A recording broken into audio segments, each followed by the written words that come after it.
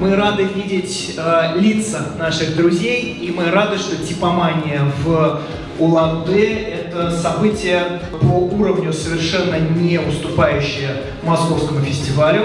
Типомания – это место, в котором, как в плавильном котле, соединяется Восток и Запад. Вот вы видите, что здесь прекраснейшая бурят-монгольская каллиграфия Монгол Бишик рядом с плакатами швейцарских графических дизайнеров. И мы не просто читаем буквы, а мы наслаждаемся визуальными особенностями письменности, как древними, тысячелетними письменностями, так и какими-то совершенно экспериментальными. Мы освоили несколько новых жанров соединение графического дизайна, искусства плаката с танцем, с музыкой. И для меня это важный эксперимент, который должен доказать, ну или опровергнуть, что у всех видов искусства единые законы.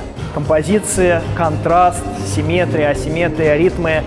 С 24 по 28 сентября 2021 года в Улан-Удэ и в Усть-Бургузине на территории Республики Бурятия прошел третий международный фестиваль дизайна и каллиграфии «Типомания в Бурятии».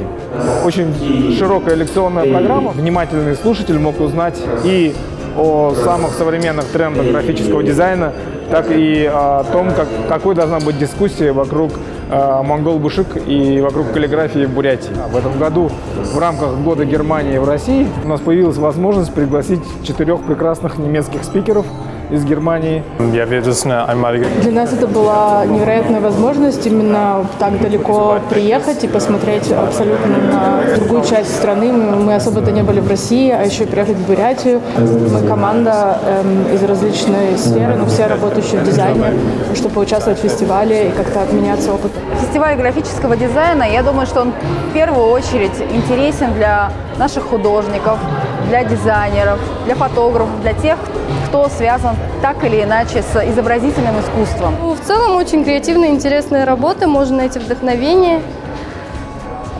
Интересные книги видела, интересные плакаты, каллиграфия в том числе.